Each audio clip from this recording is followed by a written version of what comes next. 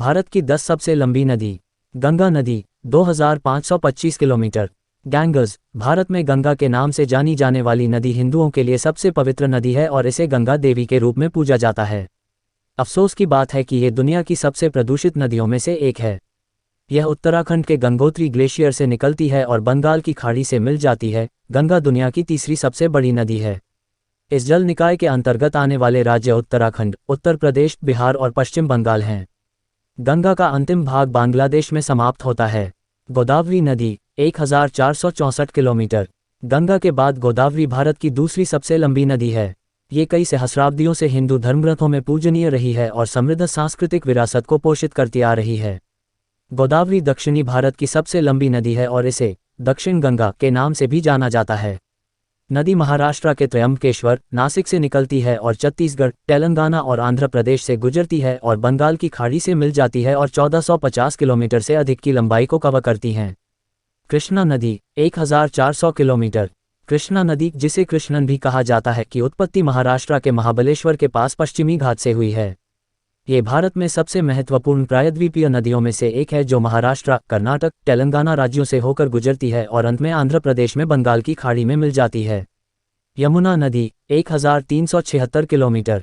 यमुना नदी गंगा की सबसे लंबी सहायक नदी है। यमुना की उत्पत्ति उत्तराखंड के उत्तरकाशी में बंदरपूंछ चोटी पर यमुनोत्री ग्लेशियर से हुई है। यह उत्तराखंड, दिल्ली, हिमाचल प्रदेश, हरियाणा और उत्तर प्रदेश राज्यों को 1376 किलोमीटर की दूरी तय करता है। नर्मदा 1312 किलोमीटर। नर्मदा नदी, जिसे रेवा भी कहा जाता है, प्रायद्वीपीय भारत की सबसे बड़ी पश्चिम बहने वाली नदी है।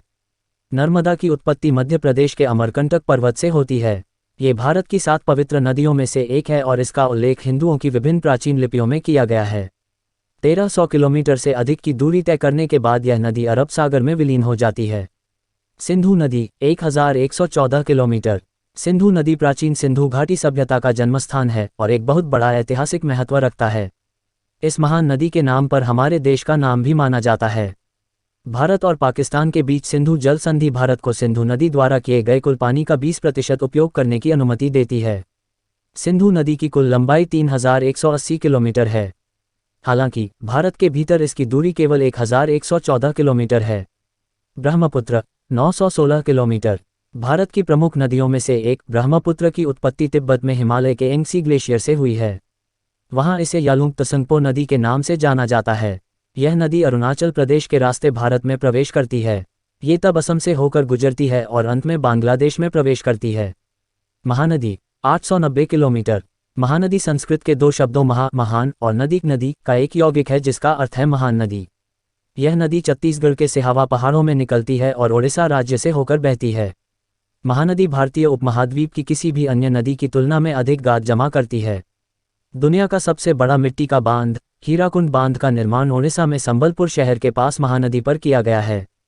हीराकुंड बांध के पीछे 55 किलोमीटर लंबा हीराकुंड जलाशय है जो एशिया की सबसे लंबी कृत्रिम झीलों में से एक है। कावेरी 800 किलोमीटर।